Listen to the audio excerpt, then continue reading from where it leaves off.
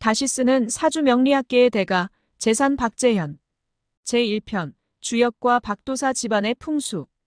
여러분 안녕하세요. 이번에는 예전에 올린 사주명리학계 3대 고수 재산 박재현 이야기를 보완해서 다시 새롭게 올리고자 합니다. 먼저 구독과 좋아요 부탁드립니다. 주역의 이치.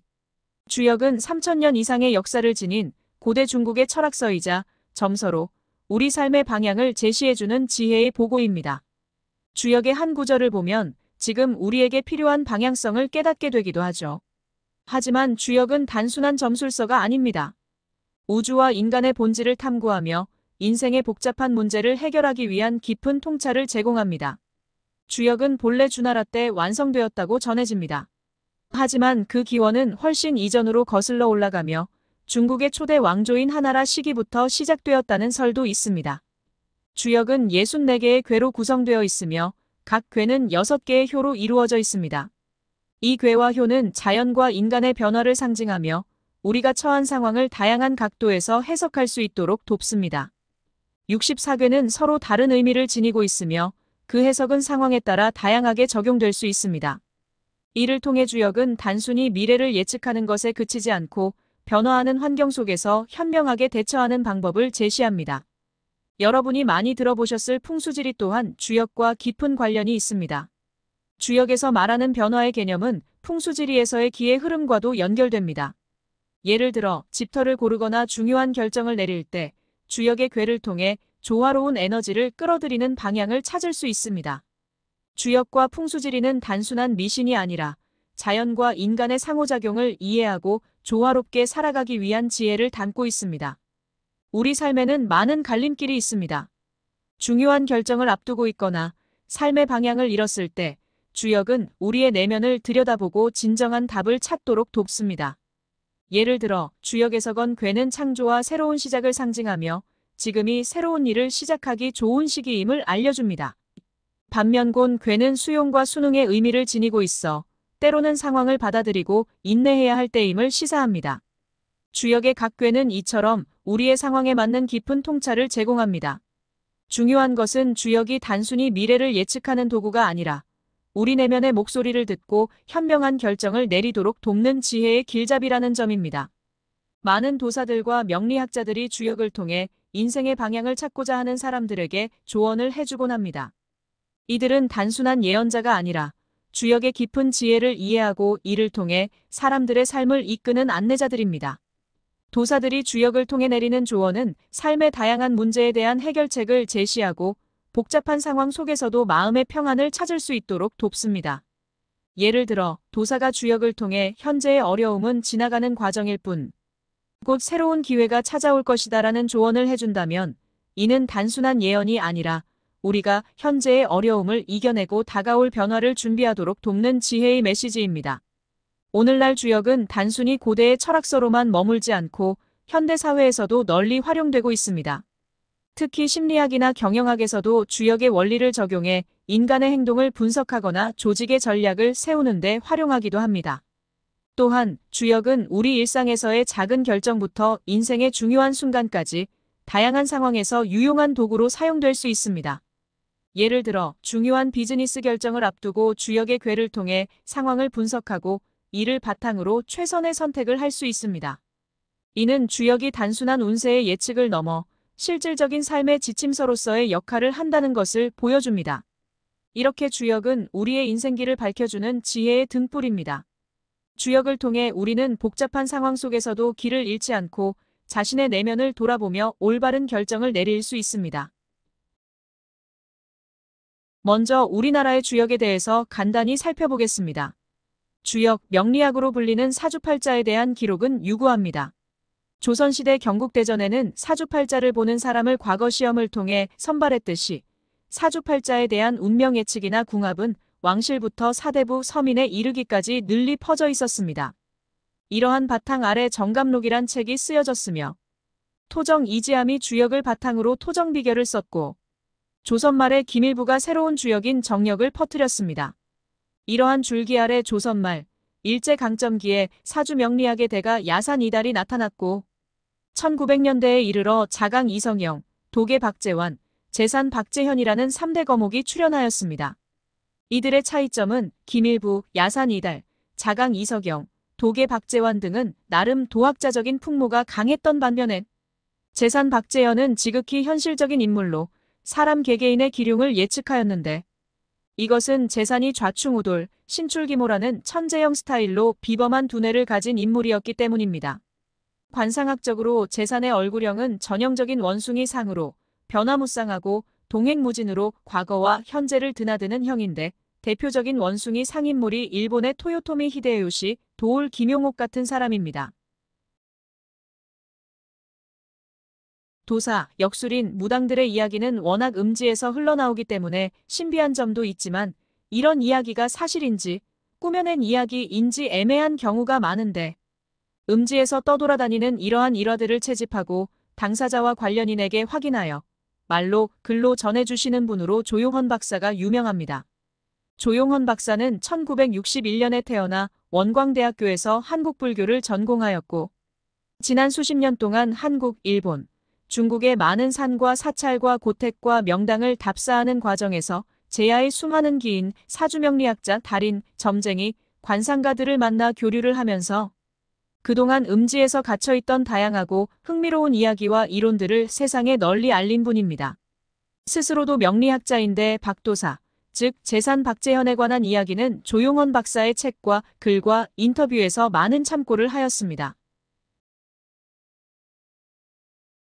박도사, 재산 박재현의 집터풍수 내력. 재산 박재현은 경남 함양군 서상면 출신입니다. 서상면은 함양의 서북방에 위치하고 있다고 해서 붙여진 이름으로 서북방은 전북 장수군과 연결됩니다. 서상과 장수 사이에 그 유명한 고개인 60령 고개가 있으며 사람들은 이 고개를 넘어 영호남으로 왕래했습니다. 왜 고개 이름이 60령일까요? 예전에는 도둑이 많았습니다.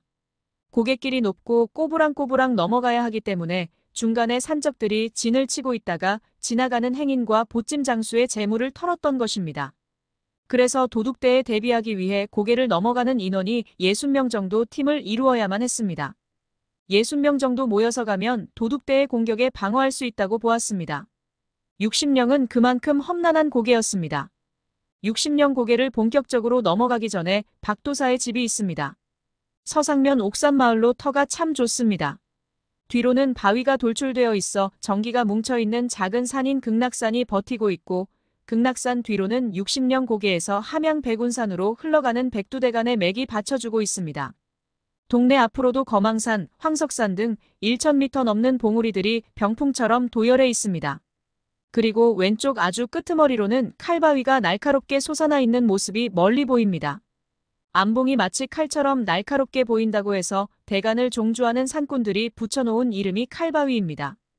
동네 앞으로 보이는 1000m 병풍은 남덕유산에서 진주의 진양호까지 내려가는 진양기맥의 일부입니다. 남덕유산에서 내려온 한 맥이 월봉산, 거망산, 황석산으로 흘러가면서 동네 앞을 멀리서 병풍처럼 받쳐주는 역할을 합니다. 말하자면 조산에 해당합니다.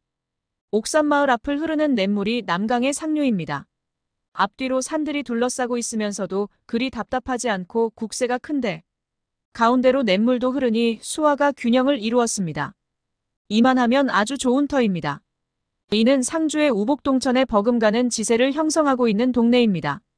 옥산마을은 조선 후기의 성리학자인 북의 전병순이 옥살리에 은거하면서 후학을 가르치기도 했습니다. 전병순이 후학들을 가르치던 공간이 북의 정사였습니다. 전병순은 유학자이기는 했지만 짐작컨대 정감록과 풍수에도 상당한 조예가 있었다고 짐작됩니다. 당대의 유학자에게 풍수는 교양 필수 과목이었으니까 말입니다. 하여튼 영남 쪽에서 전북 장수군으로 넘어가는 상당수 과객들은 이 옥산마을의 박도사 집에서 많이 머물렀다고 전해집니다. 옛날 과객들에게 여관이 따로 없었으므로 그런대로 밥 먹고 사는 집에 신세를 지는 게 관례였습니다. 신세를 지려면 주인이 지적 호기심이 있고 사람을 좋아하여야만 했습니다. 박도사 윗대가 도사와 선비, 그리고 입담 좋은 과객들을 좋아하는 취향이었습니다. 조선 후기 동학혁명이 일어나고 민심이 흉흉해지면서 사람들은 십승지와 풍수의 명당신앙에 더욱 집착했습니다. 박도사 집에서 며칠씩 묵어가던 도사들은 집 주인에게 숙박비 대신 명당 자리 하나를 슬며시 알려주었습니다. 동네 뒤에 을의 명당이 있다는 이야기였습니다. 극락봉의 바위맥에서 지맥이 이리저리 갈지자로 내려와 작은 연못 앞지점에서 뭉친 명당 자리가 있다는 것입니다. 이 자리는 일견 평범해 보여 고수들이나 볼 수 있는 자리였습니다. 고단자는 평범 속에서 비범을 뽑아냅니다. 산의 맥이 직선으로 내려오면 맛이 없다고 봅니다. 직룡은 사룡입니다. 꾸불꾸불 내려와야 맛이 좋습니다. 지기 전어 을자. 땅의 기운은 전적으로 디귿자에 달려있다는 말입니다. 을해의 해는 무엇인가? 해는 오행으로 물을 상징합니다. 연못입니다. 산의 맥은 앞에 연못이나 강물이 있으면 그 자리에서 멈춥니다. 멈추는 자리에 땅의 기운이 뭉칩니다. 박도사 조부는 집에서 며칠씩 묵고 가던 과객 중 풍수에 일가견이 있던 도사가 알려준 을의 명당에 묘를 썼습니다. 아마도 박도사 증조나 고조묘가 되었을 것입니다. 그 묘를 썼던 시기가 아마도 1920년대 후반이나 되었을까. 을해는 60갑자의 하나이기도 합니다. 60갑자에서 을해년은 1936년입니다. 제2편 재산 박재현의 생애 요약. 박도사의 조부는 1936년에 우리 집안에 태어나는 손자 가운데 한 놈이 바로 을의 명당의 기운을 받고 태어난 인물일 것이다. 이런 기대감으로 1936년이 오기를 기다렸습니다. 아울러 이 해에 과연 어떤 손자가 태어날 것인가를 학수고대했습니다. 과연 을해년에 손자가 3명 태어났습니다. 제일 첫 번째 태어난 손자는 서상면 옥산이 아닌 다른 면에서 태어났습니다. 그래서 아니다 했습니다. 두 번째 손자는 옥산에서 태어났지만 산후 문 앞에 쳐놓은 금줄에 뱀이 기어갔습니다. 옛날에는 어린애가 태어나면 대문 앞에 새끼줄을 치고 고추를 엮어 걸어놓았는데 이 새끼줄을 타고 뱀이 지나갔던 것입니다. 부정을 탄 것입니다. 두 번째 손자도 인물이 아닙니다. 올해년이 다 지나갈 무렵 겨울에 박도사가 드디어 태어났습니다. 고대하던 해의 명당 기운을 받은 손자가 태어났다고 본 것입니다. 하지만 자세히 쳐다보니 인물이 별로였습니다. 새까맣고 볼품없게 보였습니다. 우리 명당 기운 받은 손자가 인물이 별로인가? 그러나 박도사 조부는 인물에 상관없이 새까만 손자를 애지중지 키웠다고 합니다. 이 애가 틀림없다는 신념을 유지했습니다. 박도사가 점점 커가면서 머리 하나는 비상했습니다. 아주 총기가 있었습니다. 재산은 몸도 약하고 성격도 내성적이고 얌전해서 언뜻 보기에는 평범한 아이로 보였지만 IQ만큼은 대단하였습니다. 서상에 신동났다는 소문은 헛소문이 아니었습니다. 재산의 유년 시절 이름은 광태였습니다. 광태는 어렸을 때부터 한번 훑어보고 단박에 암기해버릴 수 있는 능력을 가졌던 신동이었습니다. 을해명당의 기운을 받은 인물을 수십 년간 고대해왔던 광태의 조부는 신동 손자를 끔찍하게 아꼈다고 합니다. 집안 대대로 내려오던 전설이 드디어 현실로 나타났다고 믿었기 때문입니다. 손자인 광태가 초등학교 다닐 때의 이야기입니다. 광태가 학교에 가면서 혹시 도시락을 안 가져가는 날이 있으면 조부가 직접 도시락을 가지고 교문 앞에 가서 기다렸습니다. 손자가 학교 끝나고 돌아오면 조부가 당신 방으로 데리고 가서 공부를 시켰습니다. 극성스러울 정도의 손자 사랑에 광태의 어머니는 아들을 시아버지에게 뺏겼다고 생각할 정도였습니다. 그래서 조부에게 지나치게 손자를 감싸고 도는 것 아니냐고 말하면 너희가 무엇을 안다고 광태를 나무라느냐고 호통을 치곤 하였습니다. 후일 광태가 정상적인 인생 행로를 포기하고 지리산 일대의 산천을 정처 없이 유랑하는 낭인으로 전락하였을 때에도 손자에 대한 조부의 믿음은 흔들림이 없었습니다. 너희들 안목으로는 광태를 모른다. 내 말만 들어라. 산으로 가서 공부하겠다면 잡지 마라. 가는 대로 가만히 두어라. 아들 며느리에게 남긴 조부의 최후 유언이자 당부였습니다. 재산은 서상국민학교를 마치고 진주농림중학교에 진학하였습니다. 진주농림은 당시 5년제였는데 재산은 공부를 잘해서 장학생으로 뽑혔습니다. 하지만 운명의 신이 재산으로 하여금 조용히 공부나 하게 놔두지 않았습니다. 이때 6.25 전쟁이 터진 것입니다. 피난을 가야 했습니다. 부랴부랴 진주에서 고향인 서상으로 올라오기 위해서 목탄으로 불을 지펴 움직이는 목탄차를 탔습니다. 서상으로 오던 도중 이 목탄차가 비행기 폭격을 피하려고 하다가 비탈길에서 그만 엎어져 버렸습니다. 그 바람에 재산은 다리가 부러졌고 전쟁 와중에서 변변한 치료를 받지 못하여 그만 안진뱅이가 되어버렸습니다. 3년 동안 집에서 안진뱅이로 있던 제사는 학교를 다닐 수 없어서 집에서 놀아야만 했습니다. 그 후 물리치료를 받아 겨우 몸이 회복되었을 때는 동년배 또래들과 격차가 나 있었습니다. 집안의 다른 사촌들은 정상적인 과정을 마치고 이미 서울의 명문대학에 다니고 있던 상황이었습니다. 할 수 없이 제사는 시골의 거창농고에 다녔습니다. 거창농고의 선생들이 수업에 들어오면 제산 학생의 날카로운 질문 때문에 곤란을 겪은 적이 한두 번이 아니었다는 이야기가 전해집니다.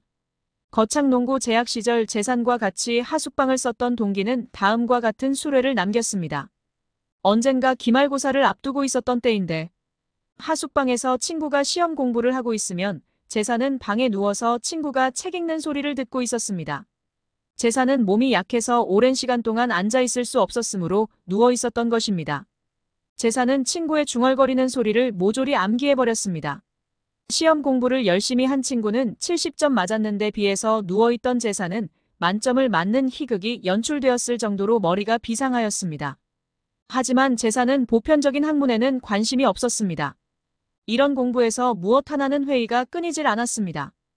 거창농고 졸업 후에는 정상적인 궤도에서 완전히 이탈하여 이산저산을 떠도는 생활이 시작되었습니다. 이른바 낭인이 된 것입니다.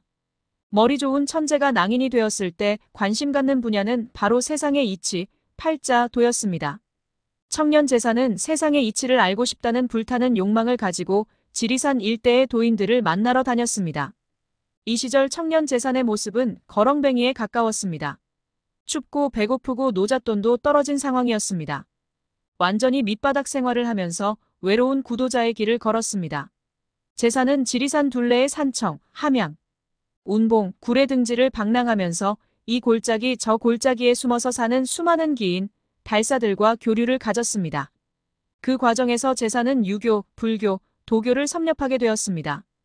유교의 사서삼경과 불교의 금강경, 화엄경, 능엄경을 비롯한 제반불경을, 도교의 벽곡, 도인을 비롯한 호흡법과 성명규지와 같은 비서들을 접하게 되면서 천문, 지리, 인사로 통칭되는 제야의 학문에 대해서도 눈을 뜨게 되었습니다. 이때 만난 선생이 윤 선생입니다. 도가의 단학수련과 주문수행에 일가견이 있었던 선생이었습니다. 윤 선생은 당시 한약방을 하고 있어 윤약국이라고 불렸다고 전해집니다. 나중에 윤 선생은 세간 생활을 정리하고 입산하여 도가 수련에 깊이 침참하게 됩니다. 지리산의 개운조사파와 연결됩니다. 박도사는 윤 선생 문화에 들어가서 주문을 외우는 수행을 하게 됩니다. 이 주문이 바로 옥추경에 나오는 구령주입니다. 옥추경의 주문들은 흔히 귀신 쫓는 주문이라고 알려져 있습니다. 벼락신에게 비는 주문입니다. 벼락신을 한문으로 뇌성보화 천존이라고 합니다. 윤 선생 밑에서 10대에서 20대 초반의 청년들 10여 명이 주문을 외웠는데 유일하게 박도사만 한 통을 하게 되었습니다. 지리산 오도제 근처에서 선생의 지도하에 매일 주문을 외우던 어느 날 수만 마리의 참새떼들이 일제히 짹짹짹하며 우짖는 소리를 들었습니다. 그 소리를 듣는 순간 우주와 내가 둘이 아니다라는 깨달음이 왔습니다.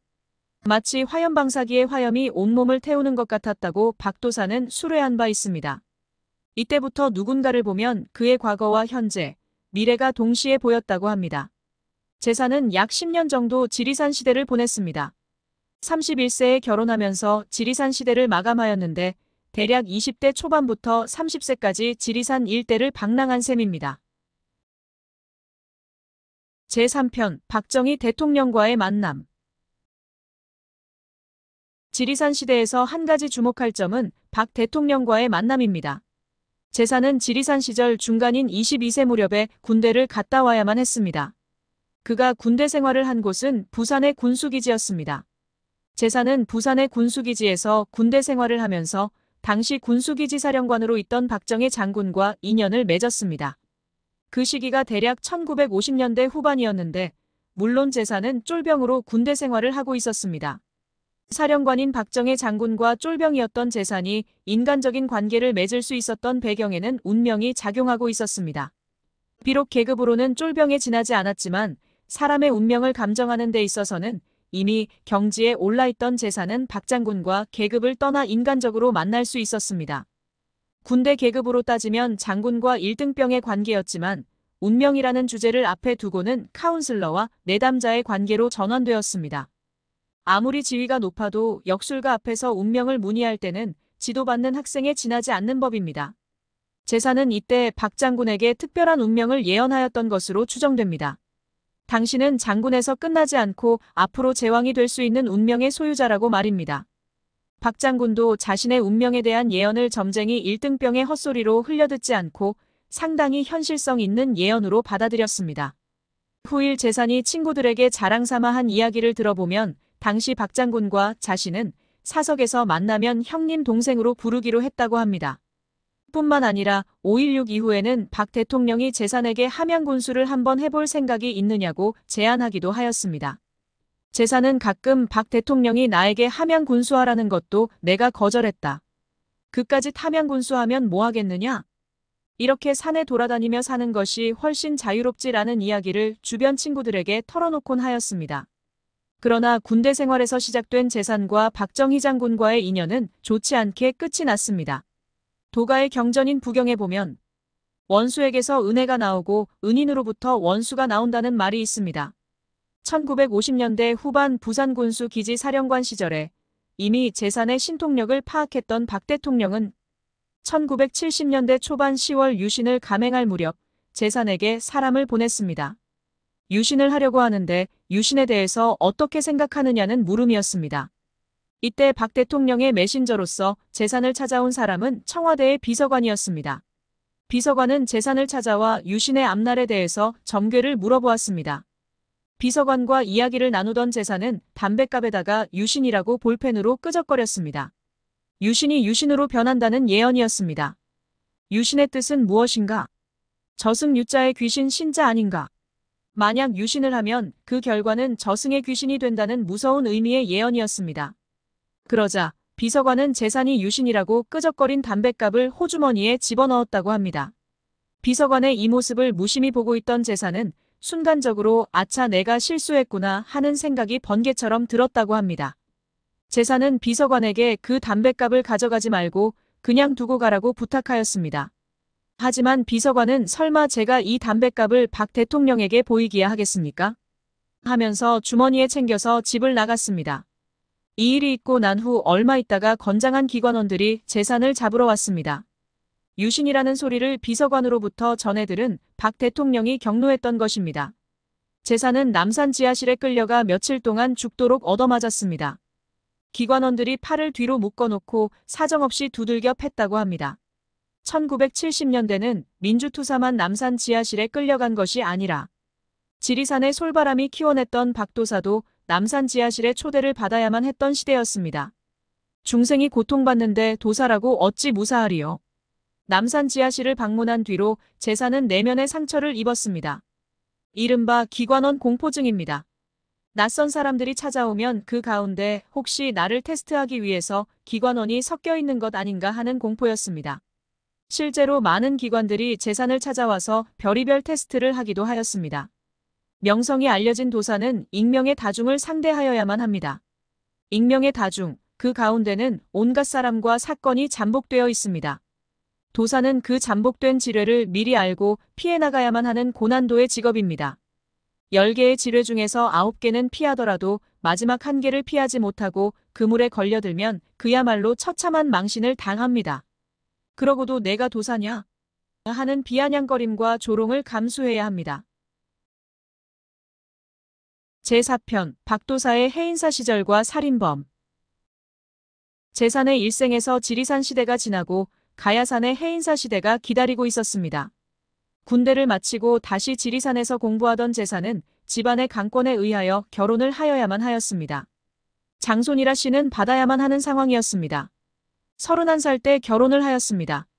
신혼살림을 몇 달 한 후에 다시 산으로 갔습니다. 신혼의 단꿈에 젖어있던 부인에게 나는 산으로 가야 한다. 미처 끝내지 못한 공부를 해야 하니까 나를 놓아주어라 라고 하고 해인사로 들어갔습니다. 함양에서 해인사는 그렇게 먼 거리는 아닙니다. 해인사가 어떤 절입니까? 한국의 삼보사찰이 아니던가요? 순천 송광사는 국사가 많이 배출된 승보사찰이라면 양산 통도사는 부처님의 진신사리가 모셔져 있는 불보사찰, 그리고 합천 해인사는 불법의 총체인 팔만대장경이 보관되어 있는 법보사찰입니다. 삼보사찰 가운데서도 법보사찰인 해인사는 기강이 가장 엄하기로 유명하였습니다. 예비 스님 과정인 행자생활에 있어서도 해인사에서 행자생활했다고 하면 제대로 한 것으로 알아주었습니다. 해인사 행자생활이 다른 절의 행자생활보다 배는 힘들다고 합니다. 행자뿐만 아니라 주지도 해인사에서 주지 노릇하기가 가장 어렵다고 소문나 있습니다. 그만큼 원리원칙과 법대로 하는 가풍이 해인사에 있었습니다. 그래서 일반 스님들도 해인사에 들어가면 바짝 긴장을 했습니다. 머리 깎은 스님들도 그런데 하물며 머리 기른 유발처사는 어떠하였겠습니까? 사실 머리 긴 처사들은 해인사에서 잘 받아주지 않았습니다. 출가수행자의 청정 공부 도량에 유발처사들이 머무르면 엄격한 가풍이 흐려질 수 있다고 보기 때문입니다. 더군다나 명리를 연구하던 제산의 노선은 불가의 입장에서 볼 때 용납할 수 없는 외도에 해당되었습니다. 우여곡절 끝에 제산은 해인사의 허락을 받아 장기간 머무를 수 있었던 것 같습니다. 물론 하숙비를 지불하지 않는 무전취식의 형태였습니다. 유발처사가 한국에서 가장 규율이 엄한 사찰인 해인사에 장기간 머무르다 보니 알게 모르게 천대를 받았습니다. 그렇게 어정쩡한 신분으로 머무르는 과정에서 사건이 하나 발생하였습니다. 살인 사건이었습니다. 제사는 31세이던 1965년에서 36세이던 1971년까지 해인사에서 머무르고 있었습니다. 살인사건도 아마 이 기간에 일어났었던 것으로 추정됩니다. 살인사건이란 바로 20대 중반의 처녀가 해인사 경내에서 시체로 발견된 사건이었습니다. 늦가을 이른 아침 장경각 밑에서 낙엽을 청소하다 보니 낙엽 밑에서 처녀 시체가 발견된 것입니다. 사찰 경내에서 처녀 시체가 발견됨으로 해서 해인사는 발칵 뒤집혔습니다. 범인이 누구인가? 관할 합천경찰서에서는 매일 해인사 스님들을 한 명씩 경찰서로 호출하여 알리바이를 신문하였습니다. 매일 돌아가면서 스님들이 합천경찰서로 출두하여야 하는 상황이 한 달이 넘게 계속되었습니다. 범인이 나타나지 않으니 계속해서 스님들을 취조할 수밖에 없었습니다. 이러다 보니 해인사의 청정한 수행 가풍이 잘못하면 망가질 수 있다는 우려가 제기되었습니다. 하지만 누가 범인인지를 알 수 없으니 달리 방법이 없는 상황이었습니다. 애가 타는 상황에서 홀연히 이 사건을 해결하겠다고 자청한 인물이 있었으니 그가 바로 제산이었습니다. 뒷방 요사체에서 밥이나 축내고 있던 처사가 이 사건을 해결해주겠다고 자청에 나선 것입니다. 이 사건은 오직 나만이 해결할 수 있다고 제산은 으름장을 놓았습니다. 그동안 축적되어 있던 냉대의 서름을 한순간에 만회하려는 의도가 다분히 담겨있는 선언이었습니다. 내가 이 사건을 해결하는 데 있어서 단 한 가지 전제 조건이 있다. 아무개 총무 스님이 가사장삼을 입고 와서 공손하게 큰 절을 3번 하여야 한다. 삼배를 하고 난 후 총무 스님이 지필묵을 준비해 와서 나에게 바치면 그 붓으로 사건의 해결책을 써줄 것이다고 큰 소리를 쳤습니다. 총무 스님의 삼배를 요구한 배경에는 당시 해인사 총무를 맡았던 스님이 평소 재산을 천대했기 때문입니다. 해인사 측에서는 달리 해결 방도가 없었으므로 오만방자한 이 처사의 요구를 수용할 수밖에 없었습니다. 그때 제산이 총무 스님의 삼배를 정식으로 받고 난 후 붓으로 써준 글씨는 다음과 같습니다. 일목탱천 목자지행. 탱자는 버팀목 탱자입니다. 해석하면 하나의 나무로 하늘을 지탱하는데 목자 즉 이씨의 소행이다는 뜻입니다. 하나의 나무로 하늘을 지탱한다는 의미는 바로 목수를 지칭합니다. 목수는 나무 기둥을 세워 천장을 지탱하는 업종에 해당합니다. 그 목수 중에서도 이씨 성을 가진 사람이 범인이라는 뜻이었습니다. 목수를 찾아보니 사건 한 달 전에 대웅전 보수공사를 하느라고 목수들이 해인사에 머물렀던 적이 있었습니다. 공사가 끝난 후 목수들은 모두 흩어졌는데 그 목수들 가운데서 이씨 성을 가진 사람을 수소문해 본 결과 한 사람이 서울에 거주하고 있었습니다. 합천경찰서에서는 즉시 형사대를 서울에 급파하여 그 이씨 성을 가진 목수를 체포해서 신문을 하였습니다. 알리바이를 추적하는 과정에서 이씨 성을 가진 젊은 목수는 살인을 자백하였습니다. 죽은 처녀는 목수와 사귀던 여자였고 변심할 기미가 보이는 애인이 해인사를 찾아오자 그만 충동적으로 살해했던 것입니다. 제5편 삼성 이병철 회장과의 인연. 삼성 이병철 회장이 신입사원을 뽑을 때나 중역 인사를 할 때 관상가를 옆에 두고 자문을 얻었다는 이야기는 세상에 널리 알려져 있습니다. 사실 그 사람이 사주 명리학자였는지 관상가인지는 잘 모르지만 하여튼 사람들은 이러한 소문을 알고 있었고 지금은 마치 전설처럼 이렇게 저렇게 전해지고 있습니다. 그리고 이러한 이야기는 사실이었습니다. 바로 그 사주 명리학자, 관상가라고 하는 사람이 재산 박재현이었기 때문입니다. 재산이 이병철 회장과 인연을 맺게 된 사연은 다음과 같습니다. 재산의 해인사 살인범 해결 이야기는 경찰서와 스님, 신도들에 의해서 세상에 알려졌고 재산의 명성도 경상도 일대에 널리 퍼졌습니다. 해인사에 하늘이 내린 귀신 같은 인물이 나타났다는 소문이 입에서 입으로 전해졌습니다. 재산을 만나보기 위해서 많은 인파가 해인사로 몰려왔습니다. 그러던 어느 날 50대 중반의 남자가 재산을 만나러 왔습니다. 검정 고무신을 신고 자신을 부산 자갈치 시장의 갈치장사라고 소개한 남루한 행색의 그 남자는 재산에게 다른 사람의 사주팔자를 물었습니다. 자신은 권아무개라는 사람의 심부름을 왔으니 그 권아무개의 사주를 봐달라고 하였습니다. 권아무개라는 사람의 생년월일씨를 들여다보고 있던 재산은 갑자기 병력 같은 소리를 질렀습니다. 보아하니 여기 써있는 권아무개가 바로 너로구나. 내가 권아무개지. 너는 대구 검찰청에 있는 검사장이지. 나를 떠보려고 변장을 하고 왔구나. 내 놈이 검정 고무신을 신고 와서 갈치 장사를 한다고 하면 내가 속을 줄 알았냐? 내 이놈, 여기가 감히 어디라고 나를 시험하는 거냐? 하면서 내리호통을 쳤습니다. 아무 말도 못하고 얼굴만 벌겋게 달아오른 권아무개 검사장은 망신만 당하고 돌아가는 수밖에 없었습니다. 재산은 격한 감정의 소유자라서 자신의 비위에 안 맞으면 직설적인 육두문자로 감정을 표현하는 스타일이었습니다. 그렇지만 뒤끝은 전혀 없었습니다. 권아무개 검사장은 재산의 신통력을 혹독하게 체험하고 나서 평소 친분이 있던 삼성의 이병철 회장에게 해인사 갔다 온 이야기를 사석에서 해주었습니다. 해인사에 가니까 그런 인물이 있더라고. 이 일이 계기가 되어서 재산은 한국 최고의 재벌 회장인 이병철 회장과 인연을 맺게 되었습니다. 이병철과 재산. 당대 그 분야 최고수의 만남입니다. 사판의 대가이면서도 남달리 이 판에도 관심이 깊었던 이 회장은 젊은 재산의 능력을 높이 평가하였습니다. 삼성의 각종 인사, 특히 중역급 이상의 고위 인사에 알게 모르게 재산이 많이 관여하였던 것으로 회자됩니다. 물론 소문으로만 전해지니까 어디까지가 진실인지는 확인할 수 없지만 말입니다. 다른 재벌 그룹보다도 삼성맨 가운데 유달리 배신자가 적다는 한간의 이야기는 인사를 채용할 때 2판과 4판 양쪽으로 치밀하게 검토한 이 회장의 신무원료가 크게 작용하였습니다. 그러한 2판 참모 가운데 하나가 재산이었다고 생각하면 됩니다. 그 무렵 이 회장이 재산에게 부산에 있는 자그마한 빌딩을 사준 것은 사실입니다.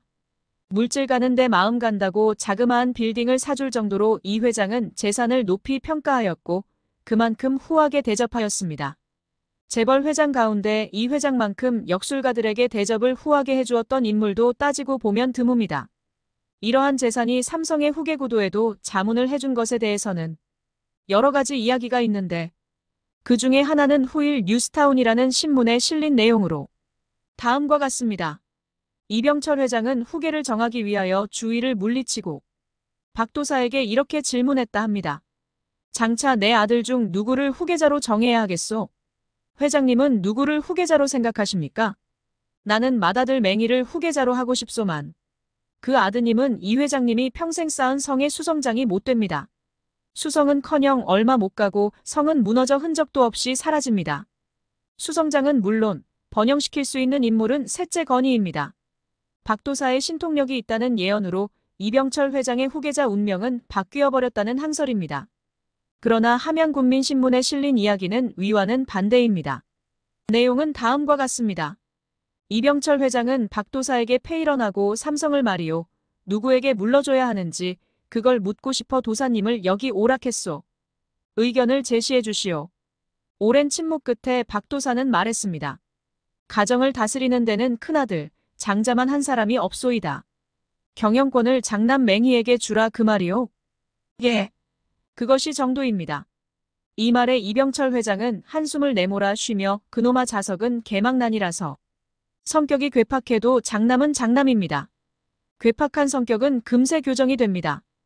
옛말에 형은 언덕배기에서 살고 아우는 밑동네에 살아야 한다고 했습니다. 그래야 형제간의 높낮이가 있게 되고 집안이 바로 됩니다. 참고하십시오. 이 회장은 그래도 심투롱한 표정을 지으며 참고는 하겠소만 극이 글쎄. 이날 삼성 본관에서 이병철 회장과 단독 밀담을 나눴던 박도사는 두 번 다시 삼성을 찾지 않았다고 합니다.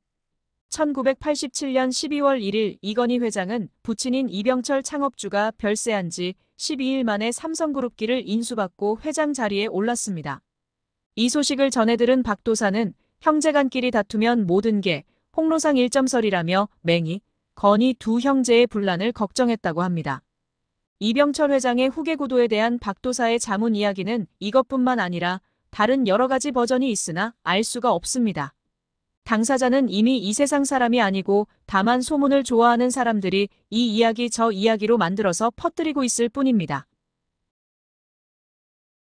제6편 1970년대 대가뭄과 비의 예측 1978년쯤에 전국에 대단한 가뭄이 들었습니다. 몇 달째 비가 오지 않아 모내기를 할 수 없는 지경이었습니다.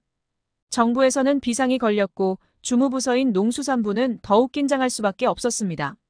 당시에는 지금과 같이 우리나라 전용 인공위성도 없었고 슈퍼컴퓨터도 없던 시절이었습니다.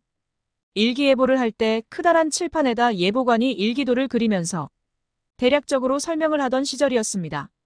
당시 농수산부 장관은 장덕진 씨였다고 합니다. 박 대통령은 강요회의에서 가뭄 대책을 세우라고 다그쳤고 해당 부서 장관인 장덕진은 그 대책 마련에 부심하였습니다. 당장 정부에서 할 수 있는 대책이란 양수기 수만 대를 외국에서 사오는 일이었습니다.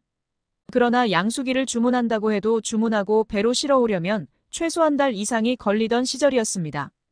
그러니 주문을 한다고 해도 도착하면 시기를 놓칠 수밖에 없고 그렇다고 아무 일도 하지 않으면 대책을 세우지 못했다고 욕을 먹을 수밖에 없었습니다. 그런 와중에서 생각난 인물이 평소 알고 지내던 박도사 재산이었습니다. 양수기 수만 대를 수입하려면 엄청난 예산이 소요되는데 혹시 박도사에게 물어보면 무슨 수가 없을까 해서였습니다. 당시 계룡산에서 칩거 중이던 재산은 장덕진 장관에게 조금만 더 기다려보라. 내가 천기를 보니까 몇 월 며칠에 반드시 비가 오게 되어 있다. 그때까지 견뎌보라는 해답을 주었습니다. 재산의 말을 믿은 장덕진 장관은 가뭄이 계속되는데도 불구하고 양수기 수입을 차일피일 미루었습니다. 얼마 후에 정말 비가 올 것 같으면 양수기 구입하는 데 들어가는 예산을 아낄 수 있다고 판단하였던 것입니다. 그리고 약 보름 정도 시일을 차일피일 적당히 이유를 대면서 미루었다고 합니다. 만약 그날 비가 오지 않으면 장관 목이 날아갈 판이었습니다. 뿐만 아니라 일이 잘못되면 일국의 장관이라는 사람이 일개점쟁이 말 듣고 국사를 그르쳤다는 비판을 감수해야만 하는 상황이었습니다. 비가 오기를 기다리는 보름 동안 장덕진 장관은 그야말로 애간장이 탔습니다. 정말 그날 비가 올 것인가? 하지만 비가 오기로 예언되어 있는 날이 내일로 다가왔는데도 비가 올 조짐은 전혀 보이지 않았습니다. 저녁 무렵 밖에 나가서 하늘을 보니 별만 총총하게 빛났습니다. 일기예보도 비가 오지 않는다고 하였습니다. 아, 나는 내일쯤 목이 날아가겠구나 하고 장덕진 장관은 체념하였습니다. 그 다음 날 아침도 날씨가 맑은 편이었는데 점심때가 지날 무렵부터 갑자기 하늘에 먹구름이 시커멓게 몰려오는 것이 아닌가. 얼마 있다가 장대 같은 비가 억수로 퍼부었습니다. 전국적인 가뭄이 해갈된 것은 물론입니다. 나는 살았다. 대한민국 만세다. 이 이야기는 조용헌 박사가 재산의 부인으로부터 직접 들었다고 합니다. 제7편 부산 유괴 사건 범인 검거. 재산의 신통력은 다양하였습니다. 언젠가 부산에서 유괴 사건이 일어났습니다. 유괴 사건의 대략적인 내용은 이러합니다. 1978년 9월 15일 낮 12시에 남성국민학교 2학년이었던 정효주는 귀가 도중한 40대 남성에게 유괴를 당했습니다. 정효주 양의 아버지는 부산의 수산업체 사장으로 엄청난 부자였는데 범인은 효주 양을 돌려보내는 조건으로 거액을 요구하였습니다. 아버지가 재력가였기 때문인지 당시 모든 신문과 방송에 이 사건은 크게 다루어졌고 온 국민들이 효주 양이 무사히 돌아오기를 빌었습니다.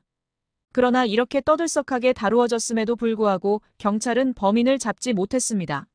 세간의 압박을 심하게 받은 경찰은 대한민국 최초로 범죄 수사에 최면술사를 동원하기도 했으나 범인을 잡지 못했습니다. 당시 부산경찰국장이 이하묵의 씨였습니다. 목이 날아갈 것 같은 위기를 느낀 경찰국장은 당시 유명하다는 무당과 점쟁이에게까지 찾아갔으나 해결하지 못하자 마지막 방법으로 재산을 찾아갔습니다.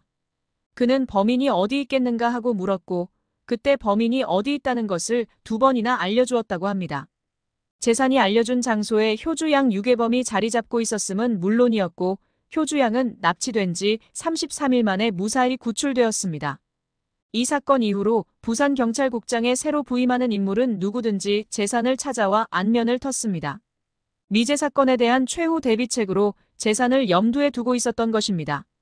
해인사를 내려온 이후인 1970년대 초반부터 주로 부산에서 자리를 잡고 활동했던 관계로 부산 사람들은 박도사의 명성을 잘 알고 있었습니다.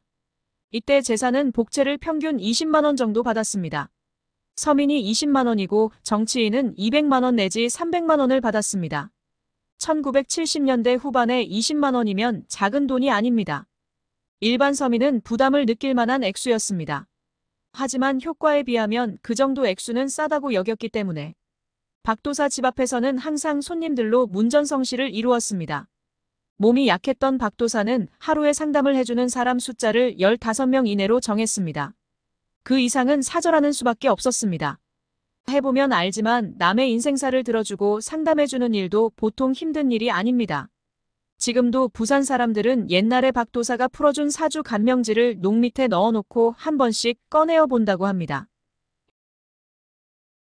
제8편 이후락 중앙정보부장과 수경사 윤필용 사령관과의 일화. 도사가 가져야 할 덕목 중에 하나는 조용하고 감출 것은 감추어야 한다는 것입니다. 자기가 예언할 수 있다고 해서 모든 것을 다 밝히는 것은 때로는 치명적인 약점이 될 수가 있습니다. 재산 박도사는 그러나 충동적이고 다혈질적인 면이 있었습니다. 박도사의 이러한 기질은 음지에서 은밀하게 활동해야 하는 직업적 도사에게는 치명적인 약점이 되었지만 무대 밖에서 관람하는 구경꾼들에게는 흥미진진한 구경거리를 제공하는 요인으로 작용하였습니다. 대표적인 예가 유신을 유신이라고 규정한 것이고 그 외에도 수많은 정치인과 재벌 회장들과의 사이에서 차마 공개하기 어려운 여러 충돌이 있었습니다. 박도사가 권력과 관련되어 곤욕을 치른 또 하나의 사건이 있었습니다. 소위 윤필용 사건입니다. 1973년 4월 당시 수경사령관이었던 윤필용 장군이 모반기도 혐의로 보안사령부에 의하여 체포된 사건입니다. 이 사건으로 31명의 군 수뇌부가 옷을 벗어야만 하였는데 사건의 발단은 이렇습니다. 유신 선포 후 계엄령 아래 궁정동의 한 식당에서 윤필용 수경사령관과 이후락 중앙정보부장이 식사를 하면서 이야기를 주고받았습니다. 윤 장군이 각하가 노쇠하니 건강이 약해지기 전에 물러나시게 해 우리가 모시고 후계자를 내세워야 한다는 이야기를 이후락 중정부장에게 하였습니다. 그러자 이 부장이 각하가 물러나면 다음엔 누가 되느냐고 묻자 윤 장군은 형님이 있지 않습니까? 라고 대답하였다는 것입니다. 이 대화 내용이 박 대통령에게 즉각 보고되었고 이는 모반 사건으로 간주되어 당시 박종규 경호실장과 강창성 보안사령관의 주도하에 수사가 시작되었습니다. 수사는 부산에서 영업을 하고 있던 박도사에게까지 뻗쳤습니다. 평소 이후락 정보부장이 점쟁이들에게 뭘 물어보기를 좋아하는 스타일인 만큼 이 부장과 알고 지내는 박도사를 데려다가 취조를 하면 어떤 정보가 나올 것이라고 판단하였던 것입니다. 적어도 대권에 야심이 있었다면 자기 단골 점쟁이에게는 그 사실을 털어놓고 상의하지 않았겠느냐는 추측을 했던 것입니다. 자기 운명이 과연 대권을 잡을 수 있는 운명이 되는가 하고 말입니다. 보안사 수사팀은 이후락, 윤필용과 평소 왕래가 있었던 부산의 박도사를 그 파트너 점쟁이로 찍었던 것 같았습니다. 여기서 이후락의 이판사판에 관한 정보 수집 형태를 알아볼 필요가 있습니다. 이후락 씨는 초안지의 장량과 같은 인물로 평가됩니다. 이렇게 말하면 이후락 씨를 높이 평가하는 것이냐 비판할 수 있지만 그가 중앙정보부장으로서 행했던 악업과 선업의 차원을 떠나서 한 개인이 명철보신하는 데 관계되는 판단의 유형만 놓고 보면 그렇다는 이야기입니다. 초안지에서 보면 한 씨는 어물거리다가 타이밍을 놓쳐 유방에게 잡혀 죽었지만 장량은 한 건 챙긴 다음 미련 없이 산으로 도망가 명철보신한 사례입니다. 이후락도 역시 12.6 사건 이후 낌새가 이상하게 돌아가자 경기도 이천 도자기 공장으로 숨은 다음 나오지 않았습니다. 박정희 대통령 사후 그와 관계된 권력자들은 대부분 죽거나 숙청을 당했는데 이후락 씨만은 그 고초를 빠져나갔습니다. 명철보신의 판단 차원에서만 놓고 보면 그는 초안지에 등장하는 장량만큼이나 노련한 판단을 보여주었습니다. 이후락은 각종 정보 채널에서 올라오는 정보 수집에 있어서도 치밀하였지만 이 판의 정보어, 즉 본인이 이름난 고승이나 도인, 그리고 술객들과의 접촉 과정에서도 본인에게 필요한 정보라고 여겨지면 선입견 없이 수용하는 성향이었습니다. 그는 많은 술사들과 어울렸고 숙명통이 열린 고승들과의 만남을 통해 자신 인생의 진퇴를 수시로 상의하는 스타일이었습니다. 이들을 무시하지 않을 만큼 그는 노련한 인물이었다는 이야기입니다. 이후락 씨는 재임 시절 정말 많은 고승이나 술객들을 만났는데 그 범위가 정말 다양하였습니다. 그는 부산기장의 묘관음사에 계시던 향곡스님까지 만난 적이 있습니다. 향곡스님은 1960년, 70년대 한국 불교계를 풍미한 대선객으로 그 우람하고 호탕한 풍모에다가 한방에 원숭이와 여우들을 날려버리는 선기는 당대 제일이었습니다. 70년대 중반 어느 날 현직 정보부장이던 이후락이 묘관음사의 향곡스님을 방문하였습니다. 이 부장도 불교에 조예가 있어서 벽암록 정도는 읽었으므로 선사를 만날 때는 첫 물음을 선문답으로 시작해야 하는 정도는 알고 있었습니다. 이후락은 대뜸 어찌 이 골짜기에는 향기가 나질 않습니까? 하고 한 초식을 날렸습니다. 향곡 스님의 이름이 향기향자의 꼴 곡자니까 이렇게 빗대서 물은 것입니다. 그러자 곧 바로 향곡 스님의 대답이 날아왔습니다. 선문답은 0.5초 내에 나와야 합니다. 3초 후에 나오면 이는 선문답이 아닙니다. 향곡 스님 왈, 네 이름이 후락이라고. 네 후라이 잘 치게 생겼다. 현직 정보부장의 이름을 후라이에 빗대서 패러디한 것입니다. 여기가 감히 어디라고 내가 와서 까불라고 하느냐? 까불지 말라는 일갈이기도 하였습니다. 나는 새도 떨어뜨린다는 유신 시절의 현직 정보부장을 향해서 후라이 잘 치게 생겼다고 한방 날리는 향곡스님의 칼날은 역시 천하 명검이었습니다. 졸지에 한 칼 맞은 이 부장은 큰 법문 들었습니다 하면서 그 자리에서 큰 절을 3번 올렸습니다. 만약 젖을 같았으면 이런 모욕을 당하고 저 영감탱이 당장에 잡아넣어 남산지하실에 가서 뜨거운 맛 좀 보아야 하겠구만 이라고 했을 텐데 그 대신에 공손하게 삼배를 올릴 정도의 교양과 견문은 간직하고 있었던 셈입니다. 아무튼 이후락은 사판의 정보 수집에도 열심이었지만 방외의 인물들을 만나면서 이 판에 관한 정보 수집에도 관심이 많았다는 사실을 기억해야 합니다. 1973년 3월 무렵 부산 동대 신동박도사의 2층 집에는 기관원들이 들이닥쳤습니다. 대문 밖에는 검정 지프차가 대기하고 있어서 온 동네 사람들은 간첩 잡으러 기관원들이 출동한 줄 알았다고 합니다. 영문을 모른 채 기관원들에게 체포된 박도사는 집 밖에서 곧바로 헬기로 옮겨져 경남 마산지구의 정보부대인 해양공사 지하실로 끌려갔습니다. 박도사를 지하실에 꿇어 앉혀놓고 정보부대 책임자인 K소령은 야, 너 도사야? 도사라면 내가 언제 여기를 나갈 수 있는지 알아맞혀봐. 하고 조롱하듯이 내뱉었습니다. 너 이제 죽었다는 뜻이었습니다. 이 말 끝에 박도사는 손목에 찬 시계를 보더니만 오후 2시 되면 나간다고 대답하였습니다. 이 새끼 여기가 어딘지 알아? 어디서 함부로 주둥아리를 놀려 하면서 K소령은 구둣발로 박도사의 정강이를 걷어찼습니다. 그런데 2시가 되자 갑자기 사령부에서 그 친구 지금 즉시 서울로 이송해 와라는 전화가 왔습니다. 깜짝 놀란 K소령은 박도사를 서울로 이송해가면서 태도가 180도 바뀌었습니다. 호칭도 이놈, 저놈에서 선생님으로 바뀌었습니다. 호송 헬기 안에서 제 팔자는 앞으로 어떻게 되겠습니까? 저희 집 아들놈 사주도 한번 봐주십시오라는 인생 상담을 정중한 태도로 드려야만 하였습니다. 서울로 이송된 박도사는 서빙고 지하실에 다시 수감되었습니다. 보안사에서는 중앙정보부의 이후락 부장이 관련된 사건이라서 혹시 중앙정보부에다 박도사를 중간에 뺏길까봐 취재원을 신속하게 안전한 곳으로 옮겨야만 했던 상황이었습니다. 서빙고에 구금된 박도사는 보안사 요원들의 취조를 받아야만 했는데 취조의 내용은 이후락과 윤필용이 너에게 와서 대권에 관한 점괘를 물어본 적이 있느냐 하는 것이었습니다. 시원한 대답이 안 나오자 요원들은 박도사에게 고문을 가하려고 하였습니다. 그 과정에서 약간의 망설임이 있었습니다. 박도사를 데리고 온 K소령으로부터 박도사의 신통력을 전해들었던 까닭에 다른 사람같이 무대뽀로 때릴 수는 없는 상황이었던 것이 아닌가 싶습니다. 그 위기의 순간에 박도사는 서빙고 지하실에 모여있던 보안사 요원들에게 으름장을 놓았습니다. 너희들 지금 나를 때리려고 하는데 나를 때리면 너희들 다 잡혀간다. 아마 사흘이면 잡혀갈 것이다. 과연 사흘 후에 보안사 요원들 17명이 뇌물수수 혐의로 모두 체포되었습니다. 박도사의 예언이 사실로 입증된 것입니다. 추측컨대 중앙정보부 쪽에서 보안사에 대한 역공을 시작하는 과정에서 보안사 요원들이 뇌물 혐의로 잡혀갔던 것 같습니다. 이때만 하더라도 박도사의 영빨이 대단한 상태였음을 짐작할 수 있습니다. 보통 사람 같으면 얼이 빠져 있을 위기의 상황에서도 정확하게 자신의 앞뒤를 예측할 수 있었습니다. 서빙고 지하실에 있던 박도사는 다시 강원도 모처의 군부대로 이송되어 9개월간 연금 상태로 지내야만 했습니다. 군부대에 연금해 놓은 이유는 보안사에서 정보부의 박도사를 뺏기지 않기 위한 조처이기도 했습니다. 만약 박도사가 정보부의 이후락 부장에게로 넘어가면 수사를 가하던 보안사 입장에 불리한 증언을 할 가능성이 있었기 때문입니다. 9개월간 연금 생활을 할 때 옆에서 박도사를 도와준 한 사람이 있었습니다.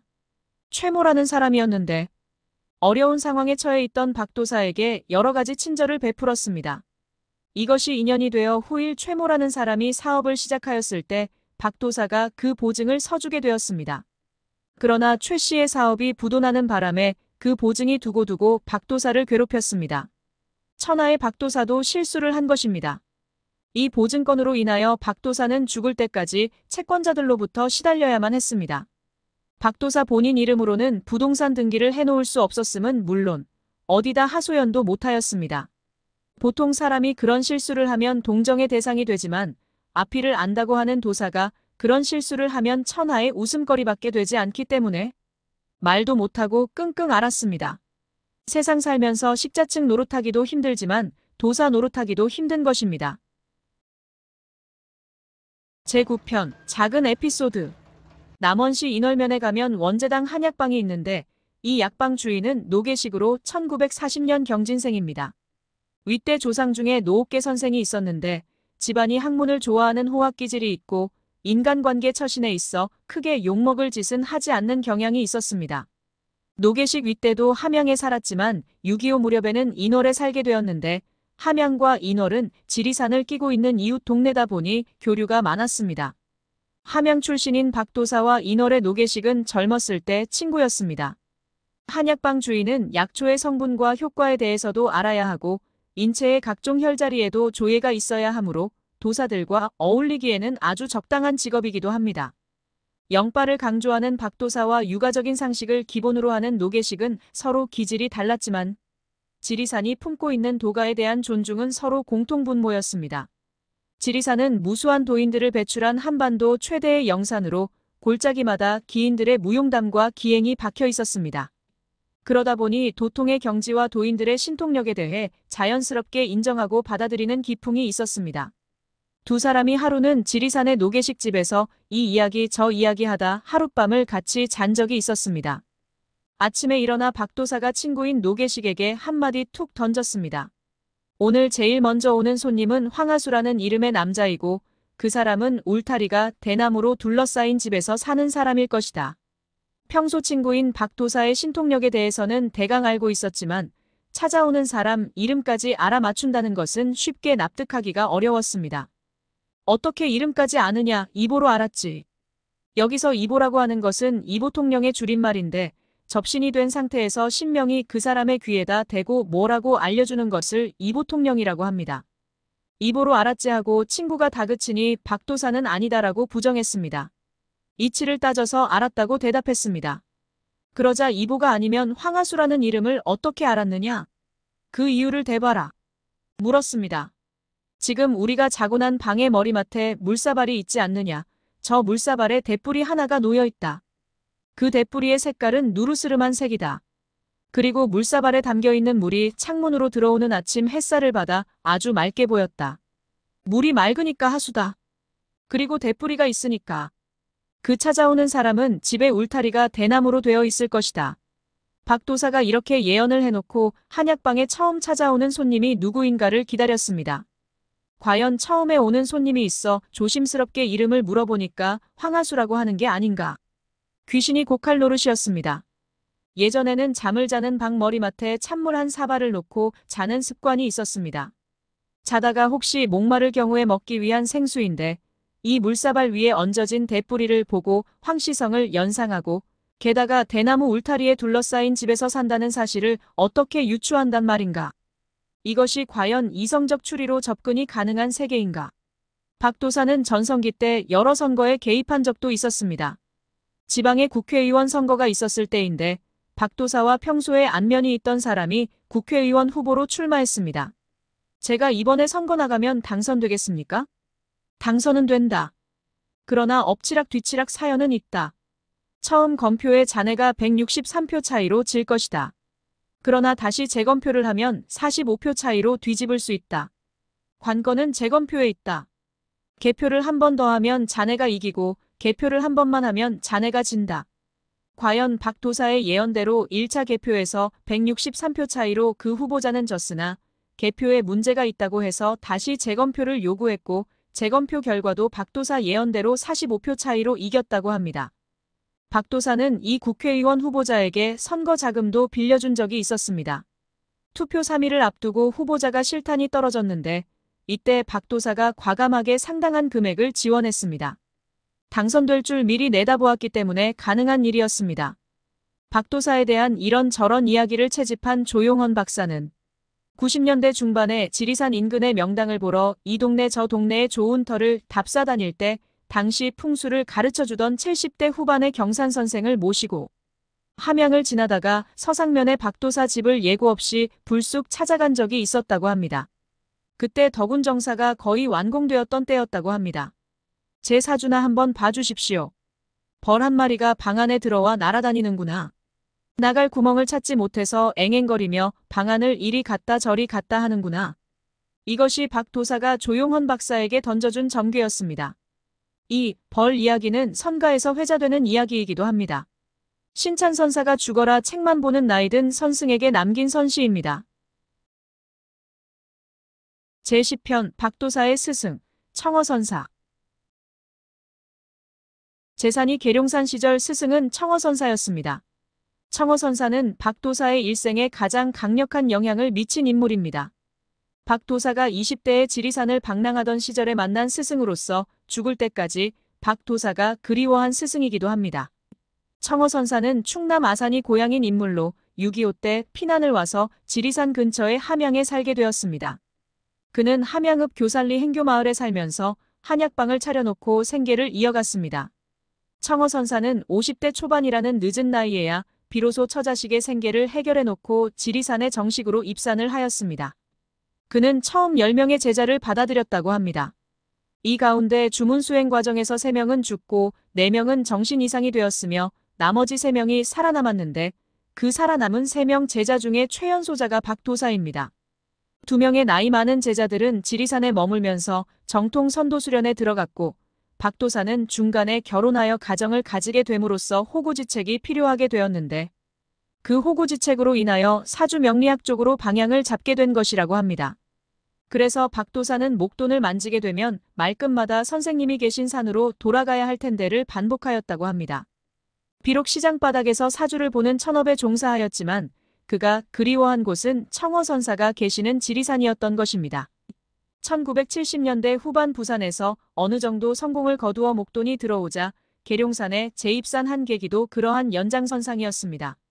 계룡산에 들어갈 때 당시 금액으로는 거액에 해당하는 1천만 원의 돈이 수중에 들어왔었습니다. 김복동 씨와 농수산부 장관을 하던 장덕진 씨가 함께 보내준 돈입니다. 김복동 씨는 군 시절부터 박도사와 교류가 있었으며 매제인 노태우 장군이 장차 대통령이 될 것이라는 예언을 대통령 되기 7년 전부터 이미 알고 있었다고 합니다. 박도사와 그러한 긴밀한 관계였던 만큼 산으로 들어간다고 하니까 목돈을 주어 도와준 것입니다. 1천만 원 가운데 700만 원은 가족에게 생활비로 남겨놓고 나머지 300만 원을 가지고 계룡산으로 들어갔습니다. 박 도사가 그 300만 원 중에 일부를 사용하여 발행한 책이 선불가진 수어록이라는 책입니다. 이 책에 보면 저자가 백운산인 윤일봉이고 발행인은 계룡산인 박재산으로 되어 있습니다. 백운산인 윤일봉은 바로 박 도사의 스승인 윤청어 선사입니다. 청어 선사는 선불가진 수어록의 내용이 선도수련의 처음부터 끝을 모두 담고 있으므로 이 책을 펴내야 한다고 제자인 박 도사에게 당부하였으며 박 도사는 스승의 명을 받아 계룡산 시절에 이 책을 세간에 공개했던 것입니다. 박 도사는 사주 명리학계에 있어서 근래 100년 이내에 가장 예지력이 대단했던 분입니다. 박 도사로부터 사사를 받은 사주명리관상학자인 방산 노상진 선생에 의하면 재산 선생님으로 인하여 지리산 일대에서 공부하면서 교류한 도가의 인물들을 만날 기회가 많았으나 밤이 되면 선불가진 수어록을 배우는데 내용이 어려워 고생했던 기억밖에 없다고 합니다.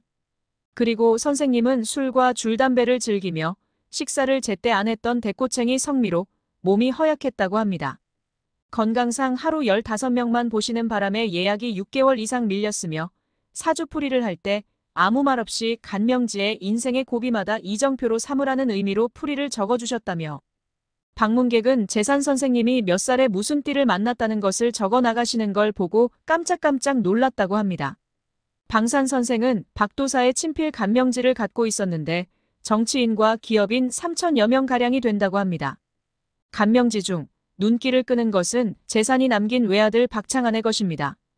간명지에는 서울대 철학과를 졸업한 아들에게 천수를 지키도록 충동의 행동을 경계하지 않으면 57세에 건강을 상하게 된다고 적어 놓았으며 실제로 그의 아들은 2023년 뇌졸중으로 사망했는데 방산 선생은 재산 선생님이야말로 신의 경지에 오른 분 아닌가라고 회고하고 있습니다.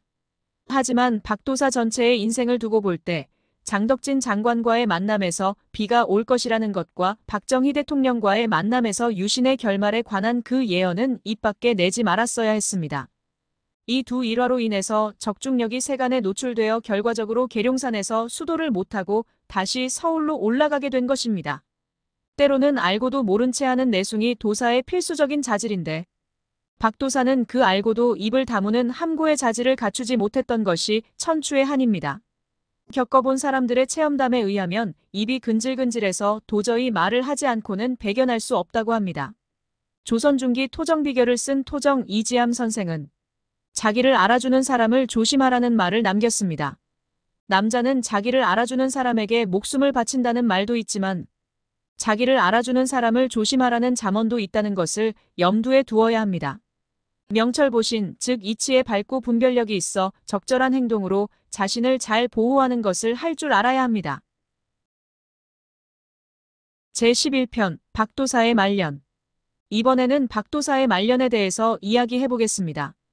재산은 1935년에 태어나 2000년에 죽었으니 65세밖에 살지 못했는데 일반 사람들에 비해서 일찍 죽었습니다. 예지력이 신기에 가까웠던 박도사는 자신의 운명에 대해서는 얼마나 알았을까요? 박도사 일생을 보면 돈은 상당히 벌었습니다. 그러나 그가 풍족하게 돈을 쓰는 인생을 살았던 것은 아닙니다. 돈은 쓰는 사람이 임자라는 말이 있습니다. 돈을 버는 사람보다는 쓰는 사람이 사실은 재물복이 있는 사람인데 그는 쓰는 사람이 아니었습니다. 박도사의 사주를 보면 재물복이 없는 팔자입니다. 그의 생년월일시는 음력으로 1935년 11월 22일 유시로 60갑자로 환산하면 을해년 무자월 정묘일 기우시로 환산됩니다. 태어난 날은 정묘일로 따라서 사주팔자상에 나타난 그의 주체는 일간인 정입니다. 정은 불이로 돼 태양과 같은 큰 불이 아닌 화롯불과 같은 작은 불입니다. 이 불이 태어난 계절이 음력으로 11월, 양력 12월의 추운 계절로 추운 겨울에 태어난 화롯불이니만큼 귀중한 용도로 사용할 수 있는 불이라고 일단 간주합니다. 그러나 불이 약합니다. 약한 불을 보강하기 위해서는 인수가 되는 목이 절대적으로 필요합니다. 박도사 팔자에서는 목이 중요한 역할을 합니다. 목은 가족관계로 보면 어머니에 해당되지만 사회적으로 보면 학문과 공부에 해당됩니다. 이럴 때 목이 용신이라고 말하는데 즉 자신의 운명이 지닌 약점을 보강하기 위해서는 공부하고 책 보는 일을 쉬지 말아야 합니다.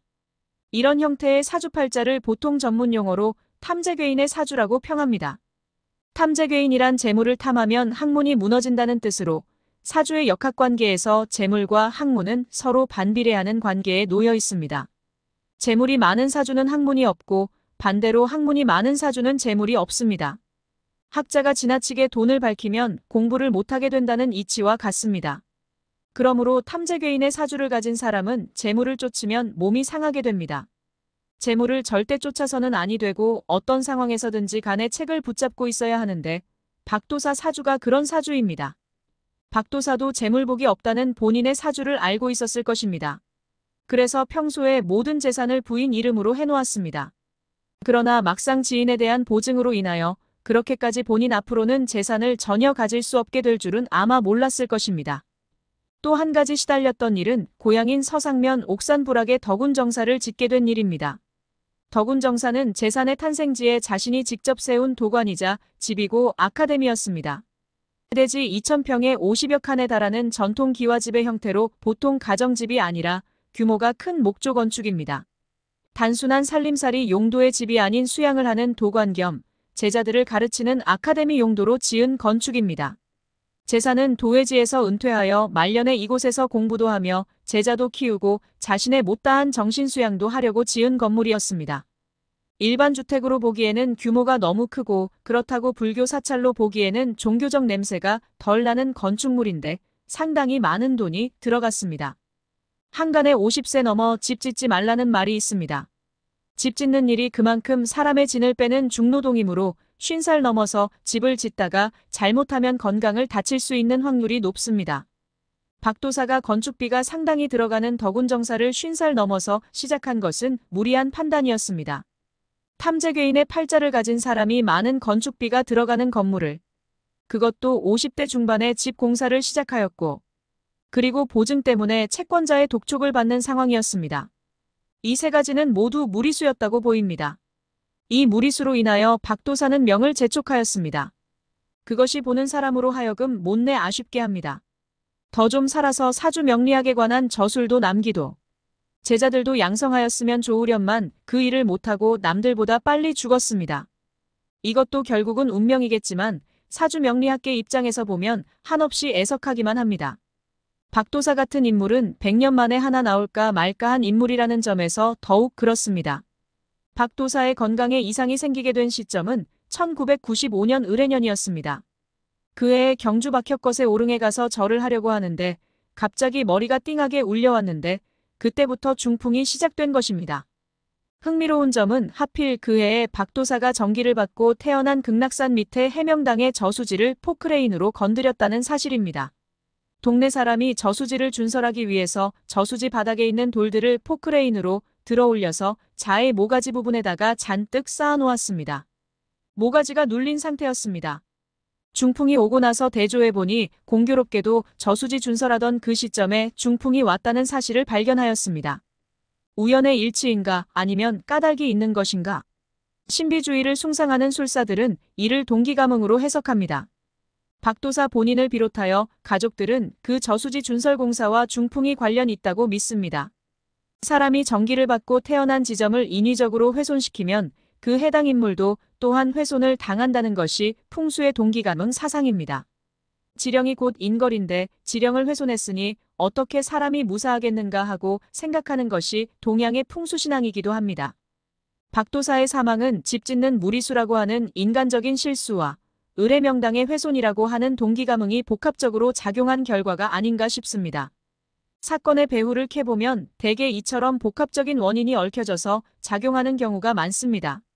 이것으로 박도사라로 불리운 명리학자 재산 박재현에 대한 이야기는 끝을 맺습니다. 전국의 역술인과 무당의 수는 얼마나 될까요? 사주와 관상을 보는 역술인이 35만 명이 넘고 무당까지 합치면 100만 명 이상이라고 합니다. 사주 명리학에 대한 이야기를 듣다 보면 누구는 대통령으로 태어나고 누구는 평생 가난하게 사는 운명이라는 것이 정해져 있나? 그리고 운명은 노력으로 바꿀 수 있나 하는 의문이 듭니다. 어떤 명리학자는 바꿀 수 없다고 하고 어떤 명리학자는 바꿀 수 있다고 합니다. 바꿀 수 없다고 하는 쪽의 주장은 바뀐다면 바뀌는 전체 인생 자체가 운명이라고 합니다. 결국 알 수 있는 것은 아무도 알 수 없다는 것이 아닐까요?